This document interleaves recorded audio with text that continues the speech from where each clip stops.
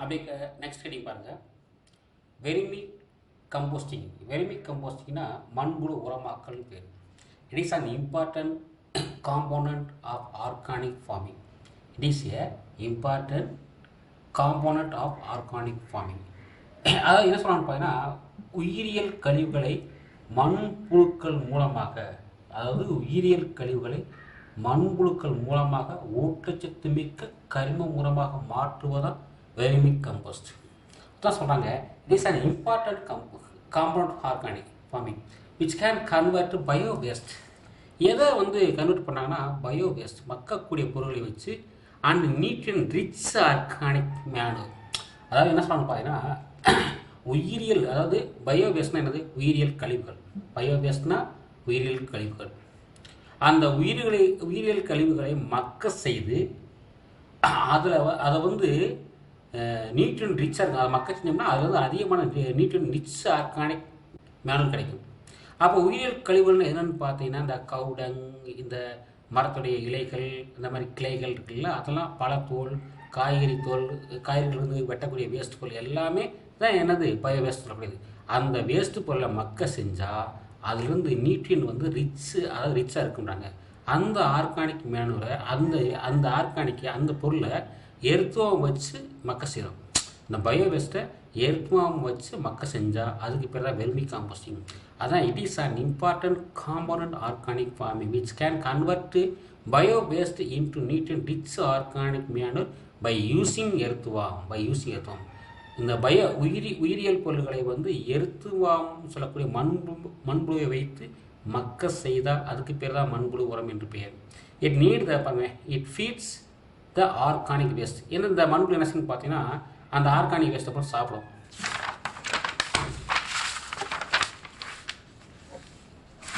Organic வேஸ்ட்டை போட்டு என்ன செய்யணும்? சாப்பிட்டு அண்ட் எக்ஸ்கிரியேட்னா அது வெளியே தரக்கூடிய கழிவு.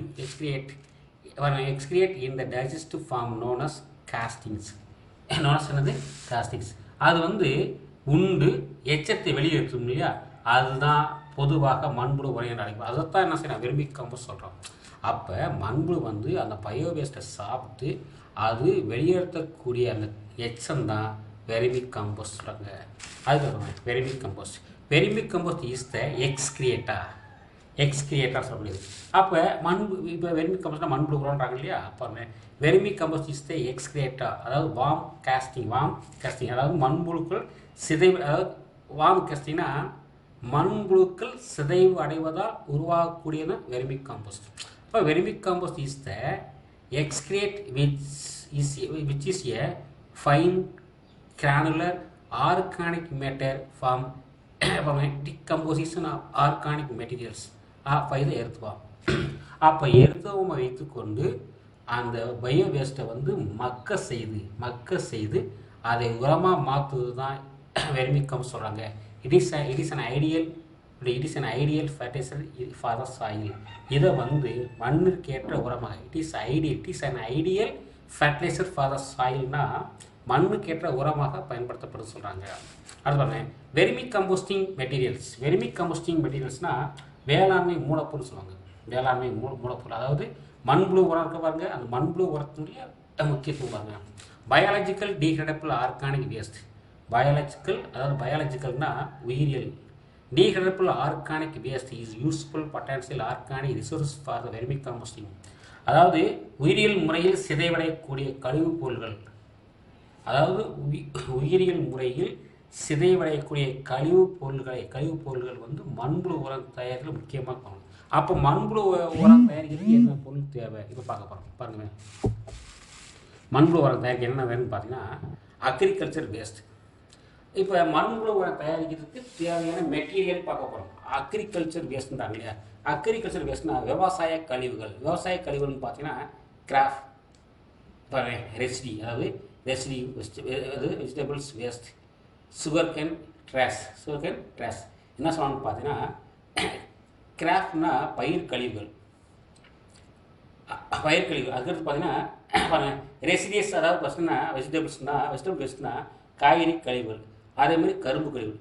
இதெல்லாம் அக்ரிகல்ச்சரில் இருக்கக்கூடிய வேஸ்ட். இதை இது தேவை, ஓகேங்களா. அதுக்கடுத்து கிராப் ரெசிடியஸ் அப்படின்னா கிராப் ரெசிடியஸ்னா பயிர் கழிவுகள் எதுன்னு பாருங்க. ரைஸ் ஸ்ட்ரா, அதாவது இந்த நெல் வயல் வைக்கோல் வரும், அது டீ வேஸ்ட்டு. அது மாதிரி செரில்ஸ் அண்ட் பல்சஸ் ரெசிடியஸ். செரில்ஸ்ன்றது தானியங்கள், பல்சஸ்னு பயிர் வகைகள் அதனுடைய வேஸ்ட்டு. ரைஸ் கஸ்கு, அரிசி தவிடு. டொபாக்கோ வேஸ்ட்டு, அதாவது புகையிலை வேஸ்ட்டு. அடுத்து கயர் வேஸ்ட், அது கயர் வேஸ்ட்டு. இதெல்லாம் அதாவது நார்க்கழிவுகள். இவைகள்லாம் வந்து மண்புழுவதற்கு பயன்பட தேவையான பொருள்கள். அது மாதிரி பாருங்கள் லீஃப் லிட்டர்னா இலை குப்பைகள்ன்றது. அடுத்து ஃப்ரூட் அண்டு வெஜிடபிள் வேஸ்ட்டு, அதாவது பழம் மற்றும் காய்கறி கழிவுகள். அடுத்த என்ன சொல்ல பார்த்தீங்கன்னா அனிமல் வேஸ்ட்னா விலங்கு கழிவுகள். அடுத்து விலங்கு கழிவுன்னு பார்த்தீங்கன்னா கேட்டில் ட்ரங்க்கு, பல்ட்ரி ட்ரஃபிங்ஸு,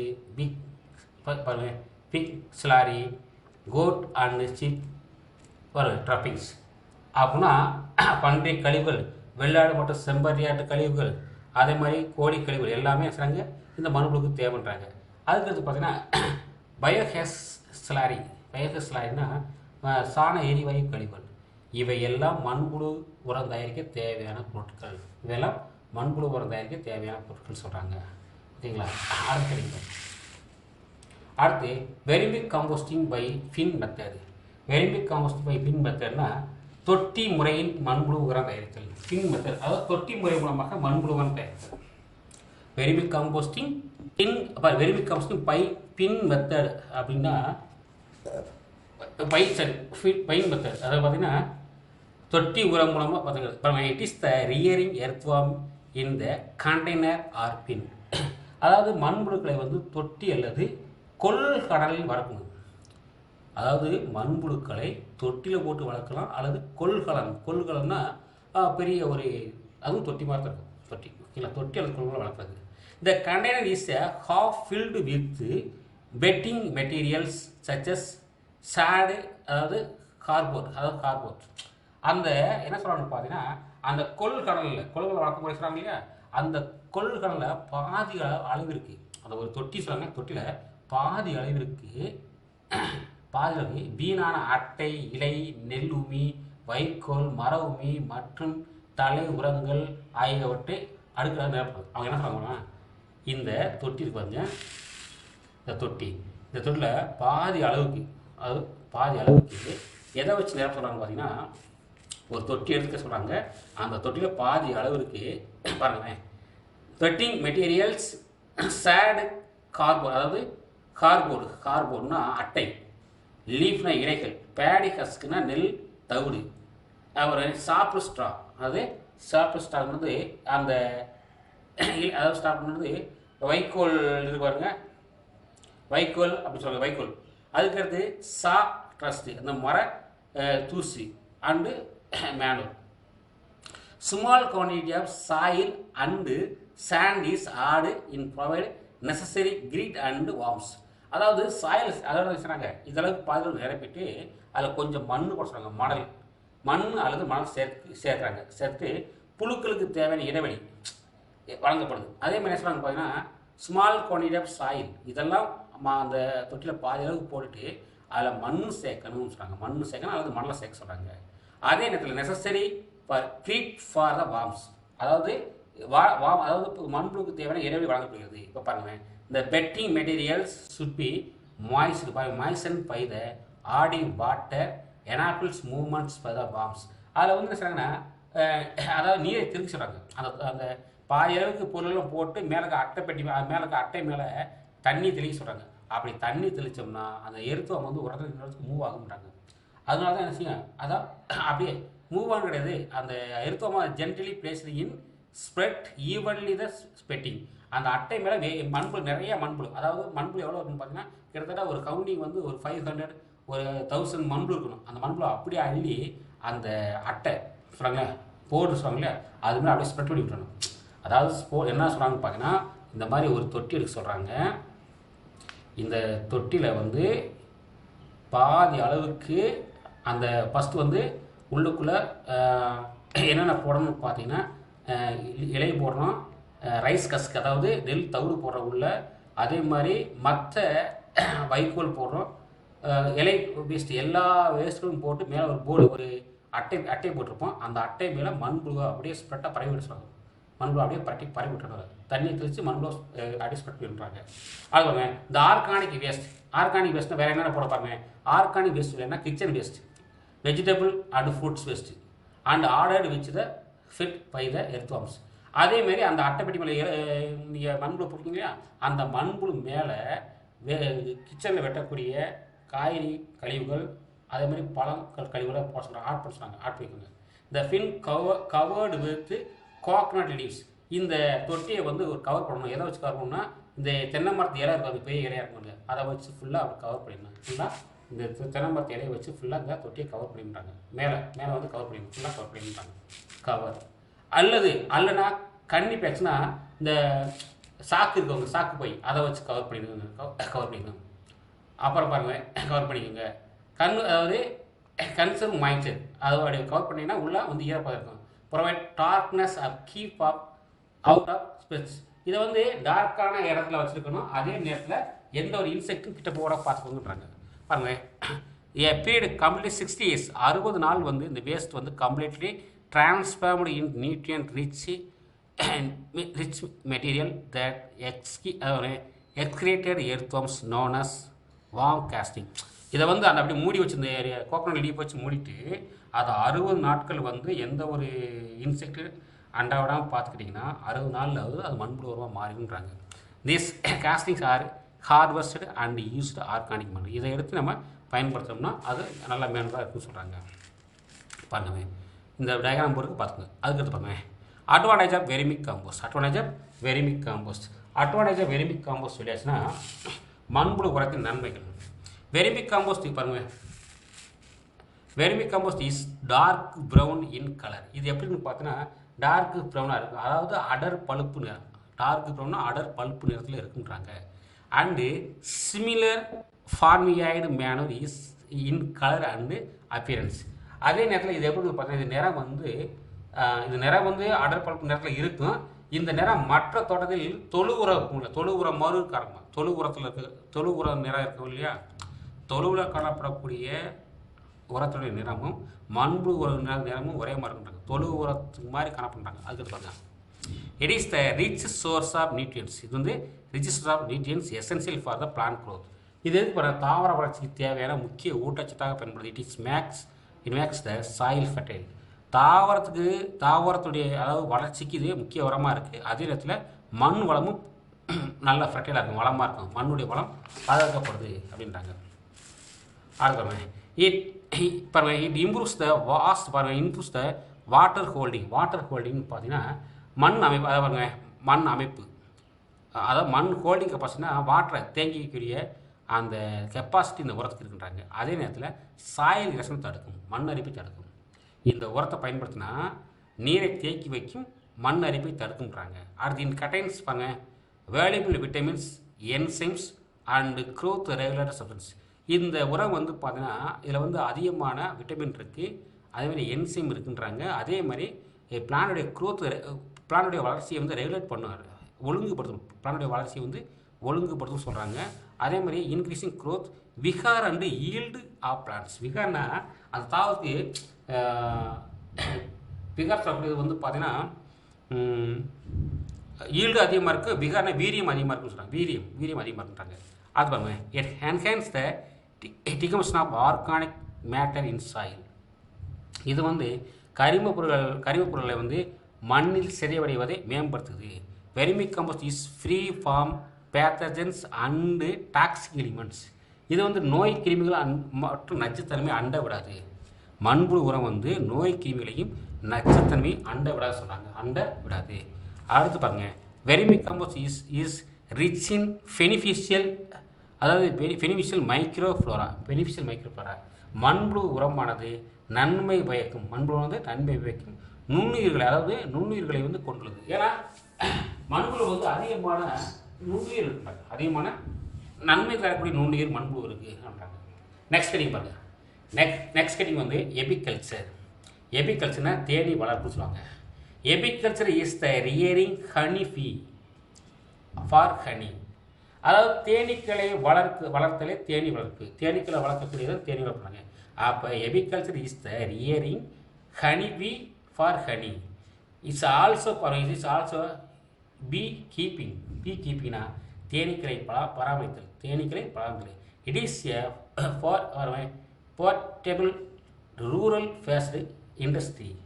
இது வந்து கிராம தொழிலாக இன்றைக்கு அதை பார்த்தீங்கன்னா இது வந்து பார்த்தீங்கன்னா லாபம் தரக்கூடிய போர்ட்டபிள் ரூரல்னா லாபம் தரக்கூடிய கிராம தொழிலாக இதை பயன்படுத்துகிறாங்க. அதாவது தேனி வளர்க்கும் முறைக்கு தான் எபிகல்ச்சர்னு பேர்.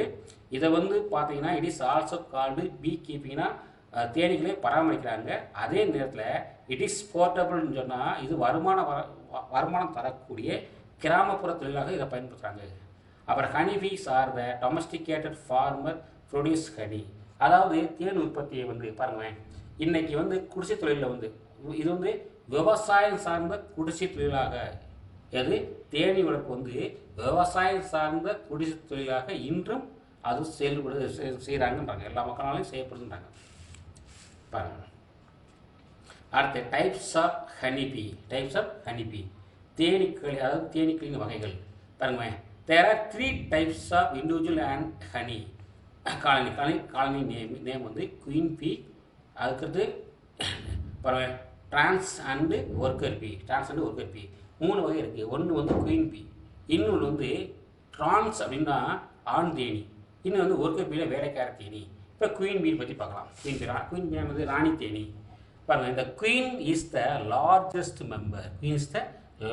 Member and fertile female of the colony. அதாவது குயின் பீன்னு சொன்னா ராணி தேனி. இந்த ராணி தேனி வந்து கூட்டிலேயே மிகப்பெரிய உறுப்பினராகும். ராணி தேனி தான் அந்த கூட்டிலே தேன்கூட்டிலே மிகப்பெரிய உறுப்பினர் சொல்கிறாங்க. லார்ஜஸ்ட் மெம்பர் அப்படின்னா மிகப்பெரிய உறுப்பினர் அப்படின்னு பேர். ஒரு தேன் கூடு இருக்குது, அதில் அந்த தேன் கூட்டில் குயின் பீ தான் லார்ஜஸ்ட் மெம்பர்னா ஒரு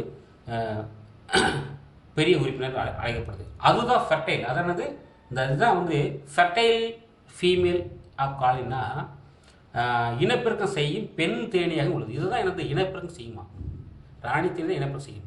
தேர் are formed from the fertile eggs. இது வந்து அதிகமான முட்டைகளை இருக்கும், அதிகமான ஆரோக்கியமான முட்டைகளை உருவாக்கும். The queen bee is responsible for the laying eggs in colony. அதாவது தேனுக்கூட்டில் முட்டையிடுவது இதன் பொறுப்பாகும்.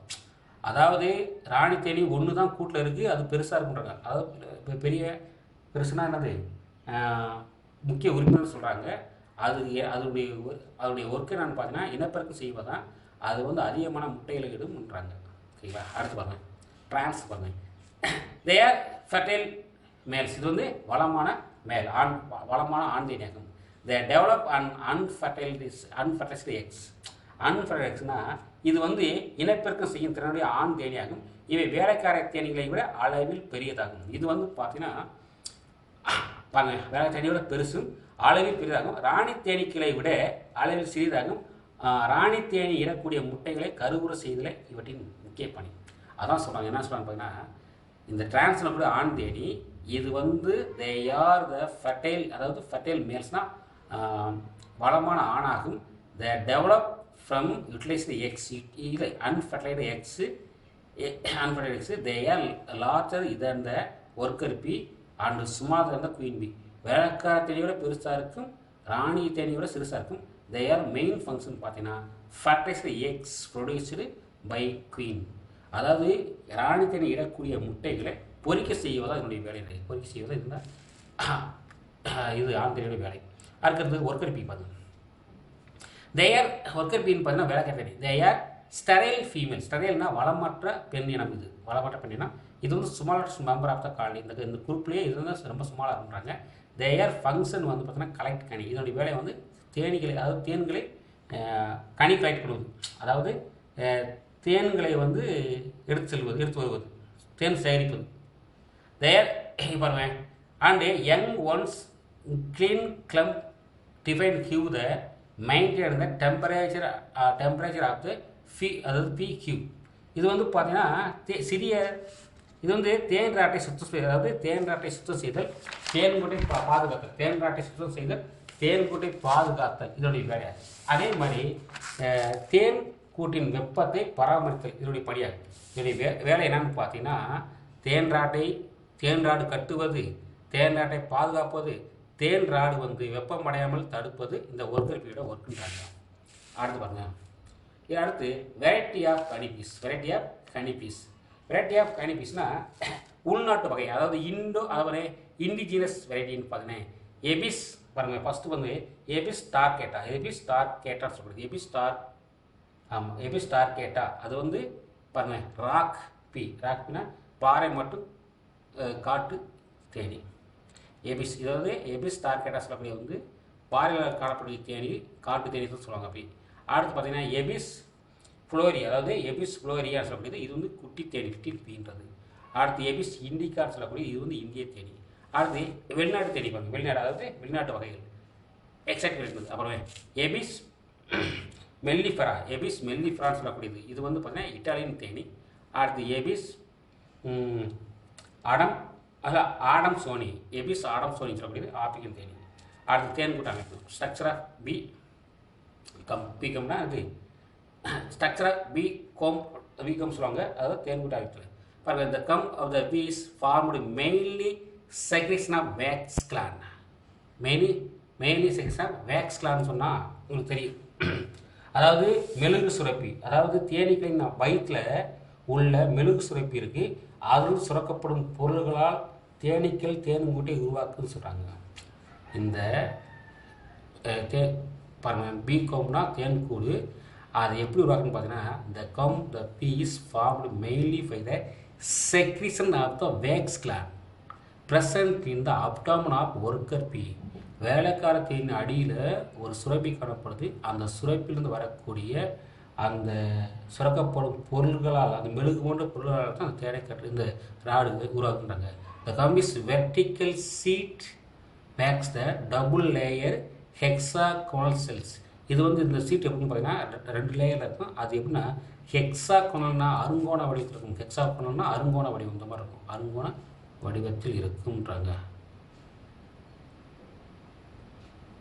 அருங்கோண வடிவத்தில் இருக்கும் சொல்கிறாங்க. ஓகேங்களா? ஃபார்மேஷன் ஆஃப் கனி. அடுத்து ஹனிஃபீஸ் பாருங்க, suck and nectar various for.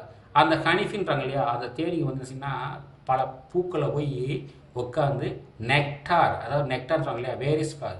நெக்டார்னா அதுக்கு பேர் வந்து மதநீர் சொல்லுவாங்க. நெக்டாரை வந்து சுரந்து வரும், அதாவது மகரந்தம் அதாவது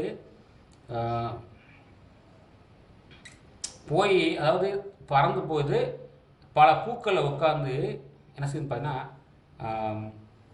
மகரந்த பைகளை நுழைஞ்சு ஒரு வித அமில சுரந்து நொதி செயல்பாட்டால் தேனாக மாற்றப்படுது.